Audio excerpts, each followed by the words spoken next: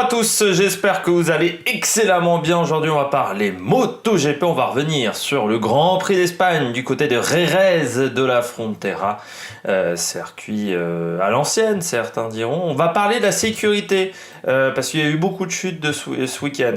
Avant tout on fera également la note du week-end, la note du Grand Prix, le bilan des Bleus, les tops et flops. Et puis avant tout n'hésitez pas à vous abonner à la chaîne, à mettre un pouce bleu, ça fait toujours plaisir quand vous vous abonnez à la chaîne. Si vous voulez, vous pouvez mettre la petite cloche parce que les vidéos n'arrivent jamais de manière régulière sur la chaîne. Il va y avoir beaucoup de choses qui vont arriver avec le Giro par exemple. On va commencer cette semaine et à partir des 3 semaines de compétition, donc du côté du cyclisme, il y aura beaucoup de choses à voir. N'hésitez pas à partager la vidéo si vous pensez qu'elle peut intéresser votre entourage. N'hésitez pas à réagir dans les commentaires, à me dire tiens, quel pilote vous a plu, quel pilote vous a déçu, ce que vous avez pensé de ce Grand Prix moto.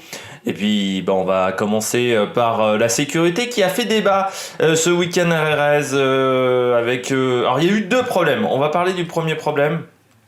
En termes de sécurité, c'est beaucoup de chutes ce week-end. Alors, c'est vrai, on a eu beaucoup de chutes. Par exemple, le virage 4, virage 7 également, il y a eu pas mal de choses. Est-ce que c'est dû au goudron ? Ce qui pourrait être une explication. Est-ce que c'est pas dû aux pneus également parce que voilà, c'est toujours un Grand Prix où il y a des chutes.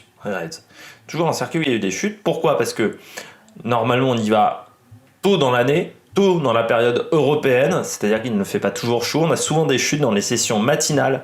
Vous remarquerez qu'on a eu quand même pas mal de chutes sur les sessions de type EL3, de type essai libre 1, également le warm-up. C'est des sessions qui se passent tôt. Et le problème, c'est que les températures ne sont pas là. Sur ces sessions-là, les warm-up, c'est 9h, 9h10, enfin là c'était 9h tôt en plus parce qu'il y avait la Moto I. Pareil pour les EL3, donc c'est toujours un petit peu compliqué. Quand vous avez des essais à 9h45 pour des MotoGP, vous savez bien que les pneus ne vont pas bien marcher.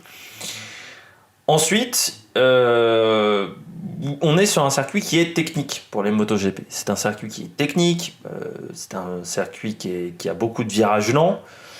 Il y a beaucoup d'endroits où on peut faire des erreurs à Jerez. Beaucoup d'endroits. Donc, voilà, il faut savoir contrôler sa machine. Il faut rouler peut-être pas forcément à 100% des capacités de sa moto. Et c'est pas forcément facile. Donc ça, c'est le premier problème au niveau des chutes. Pour moi, est-ce que le circuit est dangereux ? Non. On pourrait mettre 1 ou 2 zones de goudron supplémentaires. C'est vrai.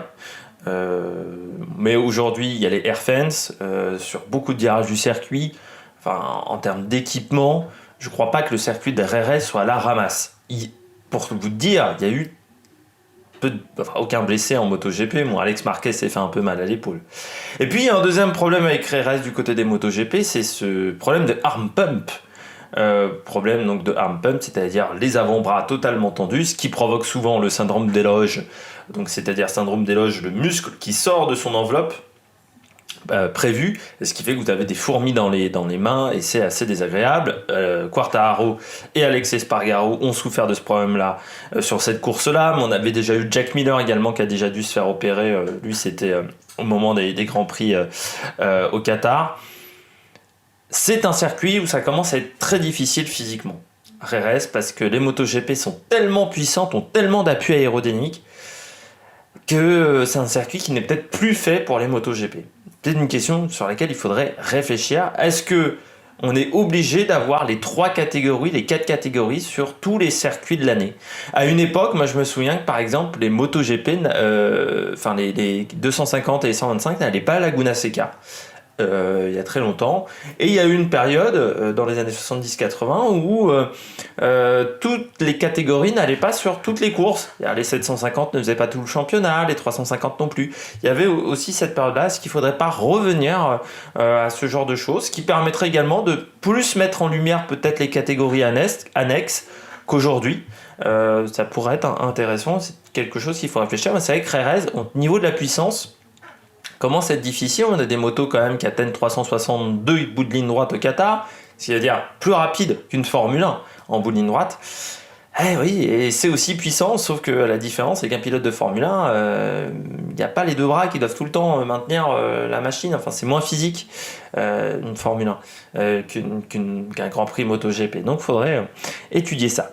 La note du Grand Prix. La note du Grand Prix, moi, j'ai mis 14 sur 20. J'ai passé un beau moment en regardant ce Grand Prix. Un petit manque de dépassement. Faut savoir, j'ai regardé le Grand Prix lundi. J'ai regardé les qualifs dimanche et le Grand Prix lundi. Mais j'ai passé un bon moment, voilà, j'ai regardé la course à 18h, je crois, lundi soir. Bon, voilà, c'était plutôt un bon moment que j'ai passé. J'ai passé un meilleur moment, par exemple, sur la moto que sur la F1 ce week-end, largement. Après, j'ai pas grand-chose d'autre à dire, quoi. Ça a été un week-end normal, donc pour moi, le 14 sur 20 est mérité parce que un week-end normal de MotoGP apporte plus de spectacles. On a un peu brillé devant les Français, on a brillé également briller, on a supporté Alex Espargaro, moi notamment. Donc voilà, ça a été un bon Grand Prix. On commence tout de suite par le bilan des Bleus. Du côté du bilan des Bleus, je commence avec Johann Zarco, week-end pas simple pour Johan. Ça n'a pas été. C'était pas évident pour Johan Zarco. Il y avait des. Voilà, on sentait qu'il avait un peu plus de mal que sur d'autres pistes avec la Ducati. J'ai pas souvenir de toute manière que dans sa carrière il était impressionnant à Jerez. Même en Moto 2 ou en 125. J'ai pas souvenir que Johann Zarco ait fait des démonstrations à Jerez, contrairement à ce qu'avait pu faire Brad Binder une année en Moto 3. Donc c'est peut-être un circuit qui lui correspond moins. Il a eu plus de mal avec la Ducati, hein, il faut pas se mentir, il a été en difficulté. L'avantage c'est qu'il marque des points. Voilà. Et il fait un très bon tour en qualif, un peu comme Jack Miller. Voilà, où il prend la 6ème place. Pas un très bon départ. Et c'est là où je pense qu'avec un meilleur départ, s'il perd qu'une position ou deux positions, il peut être plus performant pour le Grand Prix. Là, c'est vrai qu'il a perdu et il se retrouve 11e, je crois, après le premier tour. C'est un peu beaucoup. Parce que derrière, ensuite, il a fait des tours en 38. Voilà, il avait pas un rythme mauvais. Il n'a pas pris, je pense, de risques inconsidérés non plus. Il voulait finir le Grand Prix. C'était important pour lui au niveau du championnat pilote. Bon, ben voilà, après, c'est frustrant parce que maintenant on attend mieux quoi de Johann Zarco. C'est vrai que vu le début de saison qu'il a réalisé, on se dit on veut toujours plus, surtout que ces deux homologues de chez Ducati ont fait mieux, ont fait un bon Grand Prix, donc c'est là où c'est un petit peu frustrant pour Johann Zarco. Mais voilà, week-end où il marque des points qui sont importants pour l'optique du championnat, pour Pramac également, ce sont des points importants, voilà, pour éviter la remontée d'autres équipes. Et pour l'objectif étant d'être champion indépendant du côté de Pramac, donc il ne faut pas les négliger aussi. Voilà, moi j'ai bien aimé la course de Johann Zarco, sans trop de prise de risque. Voilà, à lui d'améliorer les petits défauts qu'il peut avoir dans les portions un peu plus techniques sur certains circuits. Mais il faudra faire attention à lui au Mans, hein, parce que Johann Zarco au Mans, je pense que il va avoir envie de faire une belle perf. Et il sait qu'il a la moto pour faire une belle perf, et puis au Mugello aussi, hein, Pramac, ils aiment le circuit du Mugello. Il y aura envie aussi de faire une belle perf. Je continue avec Fabio Quartararo. Descente aux enfers pendant le Grand Prix. Hein. Bon, avec ce problème de hard pump. Il s'est fait opérer, normalement il sera là au Mans sans trop de problèmes, mais il faudra voir quand même, parce que le circuit du Mans est un circuit assez physique, des gros freinages avec des grosses accélérations. On aura peut-être d'autres pilotes qui auront des problèmes, même de syndrome d'éloge après cette course. C'est Alex Espargaro qui disait même en interview que lui, il n'avait jamais fait de syndrome d'éloge ces 10 dernières années. Voilà, hein, très clairement, c'est la première fois que ça lui arrive. Il disait que c'est parce que les motos sont trop puissantes. Aujourd'hui, sont trop performantes par rapport au corps humain. Et ce que le corps humain peut encaisser. Du côté de Fabio Quartararo, je pense qu'il y a un moment quand même, il a un peu trop attaqué en début de course. Il a très vite tourné en 1.37, je crois, au bout de 6-7 tours de course, il tourne déjà sur un rythme très très élevé quand il commence à s'échapper avec Jack Miller. Et on voit sur la fin de course, son pneu est pété, quoi. Les pneus avant et arrière sont dans des sales états, ce qui a augmenté ce truc-là. Où il l'a dit, il l'a subi dès le 10e tour de course, le ham pump. Donc c'est Je sais pas si, enfin, lui dit qu'il ressentait pas ça au warm-up ou en qualification la veille. C'est quand même un petit peu surprenant que ça se déclenche aussi vite de manière, on va dire, impromptue. Du côté de Quartararo, dommage parce que y avait des gros points à prendre, parce qu'on sait que c'est un circuit qu'il aime bien. Il a toujours été performant en MotoGP sur cette piste, que c'est également une piste qui convient bien à la Yamaha, parce que la puissance moteur a moins d'impact que sur d'autres circuits. Et c'est vrai que ce sont des points donc, qui lui passent devant et enfin oui, où voilà, il passe à côté d'une victoire et d'un podium, et ça c'est vraiment dommageable. Après, bon, il a marqué des points. Et c'est là-dessus où on voit qu'il est peut-être plus intelligent que les années précédentes. Les années précédentes, il aurait peut-être tout donné et il serait tombé. Là, voilà, il a pris moins de risques. Dommage pour lui que ça aille pas au bout. Enfin, que ça aille pas au bout. Que voilà, il n'arrive pas à conserver le top 10. Mais très clairement, je pense que là, il avait les bras totalement tétanisés. Il a dit dur comme de la pierre. Et là, dans ce genre de situation, vous ne pouvez plus faire grand chose. On passe tout de suite au pilote au top. Du côté des pilotes au top, je commence avec Jack Miller, vainqueur du Grand Prix. Jack Miller, assez incroyable parce que Jack Miller, tout le week-end ça a été dur pour le pilote. Enfin le vendredi il est très compliqué, le samedi c'est pas incroyable non plus pour Jack Miller, et puis en qualification c'est pas, enfin le samedi après-midi il y a un truc qui se passe. Il fait un tour excellent en qualification, parce que je rappelle que Ducati, c'était quand même une piste où ils n'avaient pas gagné depuis 2006. Il prend la 3e place, devant Pecco Bagnaia, qui pourtant était plus régulier sur le week-end. Et en course, il suivait totalement le rythme de Fabio Quartararo, quand Fabio a tenté d'accélérer, vraiment de rouler en 1.37, et derrière, Jack Miller suivait totalement le rythme.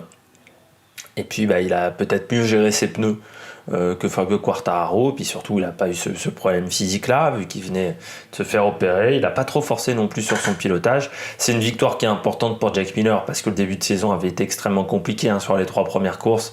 Il avait dit fallait vraiment qu'il se réveille. Et bien il s'est réveillé. On sait que le Grand Prix de France est un circuit où il a souvent été performant également, Jack Miller, donc il devrait vraiment être bien sur cette piste. Voilà, il a montré pourquoi il était chez Ducati ce week-end. Il a vraiment montré son niveau, son talent. Moi, j'ai bien aimé son pilotage. J'ai trouvé que c'était plus propre, qu'il était plus à l'aise que à Portimao, notamment, sur la moto. Puis après, très bonne course.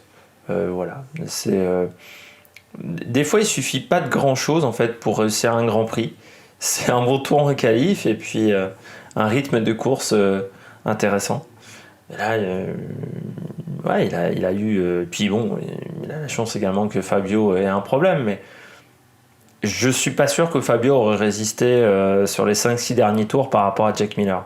Vu l'état des pneus, vraiment de Fabio, je suis pas sûr qu'il aurait résisté longtemps à une attaque de Jack Miller, qui me semble-t-il avait des pneus en meilleur état, ce qui est surprenant. C'est comme quoi la Ducati est quand même plus simple à piloter que les années précédentes. Parce qu'avant, la Ducati, c'était une moto qui était quand même très compliquée, qui était très brutale. Et j'ai l'impression que cette année, ils ont réussi à travailler là-dessus. C'est-à-dire, ils ont conservé la puissance, mais qu'elle est plus simple d'utilisation. Alors que la Yamaha a l'air d'être un peu plus difficile de temps en temps, un peu moins simple. On continue avec Alex Espargaro qui finit 6e, malgré un problème de arm pump pour Alex Espargaro. Après une qualification, il était 8e, il fait un très gros départ, à un moment il est 4e du Grand Prix. Je me suis dit, allez, Aprilia va réussir son premier top 5 en MotoGP depuis leur retour, et puis ça a été un peu plus compliqué en fin de course. On comprend mieux pourquoi, comme il l'a expliqué, avec ce problème de bras d'avant-bras surtout, qui a tétanisé. Alex Espargaro, on s'aperçoit quand même que l'Aprilia, ils ont fait des progrès moteurs. Les fameux progrès moteurs qu'on attendait l'année dernière, mais où ils n'avaient pas réussi à gérer la fiabilité, là ils ont la fiabilité et les progrès moteurs. Et puis cette moto n'a pas perdu ses qualités d'agilité qu'on avait repérées dès 2019, notamment à Phillip Island, où ils avaient fait une très belle course, les pilotes Aprilia. Voilà, à eux de continuer. On sent qu'ils sont sur le bon chemin Cette année, on sent qu'ils ont du matériel de qualité, qu'ils sont sur le beau chemin. On sait que Aprilia va être là de manière officielle l'année prochaine. Il y a vraiment tout qui est en train de se mettre en place. Ça a mis son temps, parce qu'Aprilia, ça fait depuis 2016, 2015 qu'ils sont en MotoGP, avec Fausto Gresini. Et là, ça a enfin pris, et c'est dommage que Fausto Gresini ne voit pas le résultat du travail effectué. Peut-être aussi que la mort de Fausto Gresini a resserré les liens dans l'équipe et leur donne une sorte de supplément d'âme. Ça serait pas la première fois qu'on le verrait. Mais voilà, très belle course encore d'Alex Espargaro. Et Alex Espargaro, surtout, il est beaucoup plus fiable qu'il y a quelques années où il enchaînait pas mal de fois des petites erreurs, des petites bourdes, des petites erreurs de concentration, on pourrait presque dire. Là, il a été plus que performant. Et puis, je termine avec Nakagami. Une petite lueur d'espoir dans la saison très compliquée de LCR et de Honda pour le moment. Mais Nakagami, qui avait déjà été très performant l'année dernière à RS, et là on l'avait remarqué, on s'était dit il va peut-être faire une grande année Nakagami, et il avait fait une bonne saison. Eh bien Nakagami, là il a fait une belle course. Il n'en a pas trop fait non plus, parce que ça aurait pu être l'erreur. Quand vous battez pour la première fois de l'année dans le haut du peloton et que vous vous dites ça va peut-être pas arriver toute la saison, ça va peut-être être compliqué sur d'autres courses, vous avez tendance à forcer un petit peu sur votre pilotage, à en faire trop, à faire des erreurs. Là, du côté de Nakagami, son pilotage était plutôt très propre, il a fait une course tranquille, sans trop prendre de risques, j'ai l'impression. Les qualifications étaient très très fortes, et puis surtout c'est le meilleur pilote Honda ce week-end, largement devant Paul Espargaro, devant également Marc Marquez, avec un très bon rythme de course, un très bon rythme en qualification du côté de Nakagami. À lui d'essayer de continuer. Faut qu'il poursuive sur cette voie-là. J'espère que ça va lui donner le déclic, ce Grand Prix, pour les prochaines courses. On verra ça dès le Grand Prix de France dans 15 jours. Enfin, dans moins de 15 jours désormais. Mais voilà, c'est quelque chose de très important, parce que c'est vrai que pour le moment, il avait été en grande difficulté, Nakagami, comme Alex Marquez. Et autant Alex Marquez n'a pas réussi à inverser la tendance, avec encore une course compliquée, avec un crash dès le premier virage, enfin dans les 4-5 premiers virages, autant Nakagami a réalisé une très très belle course, et c'est intéressant pour le pilote japonais. On passe maintenant au bonnet d'âne. Du côté des bonnets d'âne, je commence avec un constructeur, plutôt. Une marque ou un constructeur, c'est KTM. Week-end encore très très très compliqué pour KTM.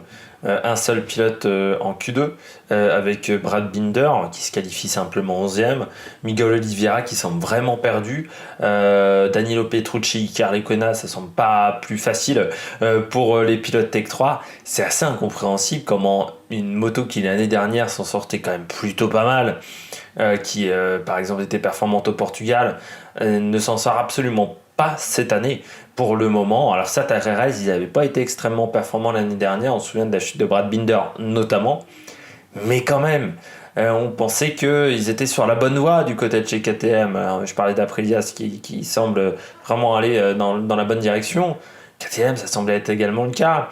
La moto n'a pas l'air hyper simple à piloter, mais surtout, il y a un manque total de rythme, il y a un manque total de performance du côté de chez KTM. Et là, c'est un petit peu incompréhensible. L'année dernière, j'ai pas l'impression qu'elle était beaucoup plus facile que ça à piloter, la KTM. Mais elle avait du rythme. Là, le rythme, il est pas là.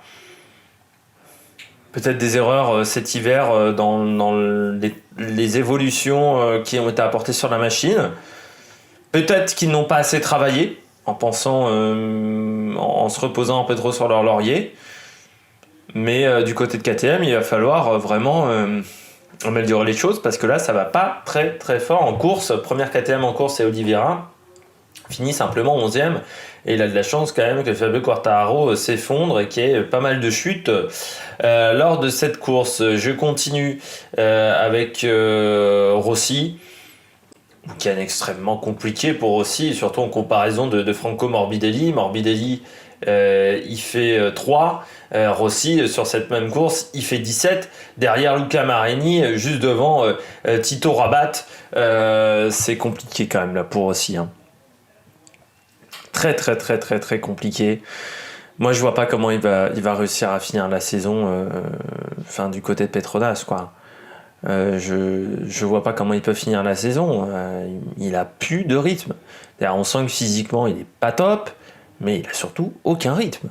Aucun rythme. Pourtant, il y a une moto, quand même, une moto Yamaha où ils ont mis des moyens dessus, mais c'est absolument catastrophique aujourd'hui le niveau de Rossi. Il va falloir se réveiller parce que chez Petronas, déjà, ils n'étaient pas vraiment pour le recruter. Ils auraient plutôt préféré recruter un jeune pilote. On va pas se mentir, c'est un peu Yamaha qui a fait le sourcing, avec de l'autre côté Rossi également. Morbidelli, il a dit oui, mais voilà, Valentino Rossi Academy, tout ça. Ce qui fait que, bon, du côté de chez Petronas, de Steckfeld notamment, on l'a recruté alors qu'on n'était vraiment pas pour. Voilà, faut voir le niveau de performance, quoi. Il finit donc à 22 secondes, c'est-à-dire à 20 secondes de son équipier en qualification. Morbidelli fait un 1,36 812 quand Valentino Rossi est en 1,37 915, donc 1 seconde 3 d'écart entre les deux, et puis il est très très loin en qualification, il est 17ème, juste devant Luca Marini et Petrucci. Non, je comprends pas ce qui se passe aujourd'hui pour Rossi. Certes, physiquement, il est plus très frais, mais il est pas à l'aise sur la machine. Et moi, je pense que c'était une mauvaise idée de repartir cette année. Et ces performances-là me confirment cette réflexion. Je termine du côté des pilotes flop avec Alex Rins, deuxième chute en 2 week-ends pour Alex Rins. Championnat, c'est pas top. Ce genre de choses. C'est déjà pour ça que Johan Mir a pris l'avantage l'année dernière. C'est parce que Rins a fait trop de fautes et qu'on l'a revu qu'en fin de saison. Rins. J'ai l'impression que qu'il est en train de devenir un peu un numéro 2 quand même chez Suzuki. C'est-à-dire qu'on travaille énormément pour Johan Mir, que le titre l'année dernière de Johan Mir ne l'a pas aidé. Alex Rins dans la hiérarchie dans l'équipe. Mais là, 2 erreurs, et puis des erreurs un peu bêtes quoi, en termes de pilotage. Surtout à Portimao, pour moi, il pouvait l'éviter. Celle-là, peut-être un peu moins, mais ça fait quand même 2 chutes. Sur un championnat où on sait que c'est la régularité qui prime du côté de la MotoGP, pardon. Ça fait un petit peu mauvais genre, je trouve. Bon, on passe tout de suite au classement du championnat, classement pilote et constructeur. Et par équipe, on passe au classement pilote, vous l'avez à l'écran. Classement pilote, Francesco Bagnaia en tête pour le moment avec 66 points. Juste devant Fabio Quartararo, 64 points. On retrouve ensuite Maverick Viñales qui a eu un grand prix encore pas évident, 7ème. Juste devant Johan Mir. Les deux sont déjà quand même à 16 points de Bagnaia et 17 points. On retrouve ensuite Johan Zarco qui est dans ce peloton-là, puis Jack Miller qui est un petit peu décroché derrière mais qui revient à toute vitesse, avec Alex Espargaro, Franco Morbidelli, première très bonne course de Franco Morbidelli de la saison. Je trouve que c'est mieux qu'à Portimao. Portimao, il avait quand même profité des abandons des pilotes de devant. Alex Rins ensuite, Brad Binder, donc vous voyez Alex Rins, ces 2 abandons d'affilée, ce qui fait qu'il se retrouve simplement 9ème du championnat, déjà donc 23 points, et ça veut dire qu'il est à 27 points de Johan Mir, 26 points précisément. Du côté des débutants, Bastianini reste devant Jorge Martin. Les deux sont quand même à égalité avec 17 points. Puis on retrouve ensuite Luca Marini qui est 20e devant Salvadori qui a marqué des points.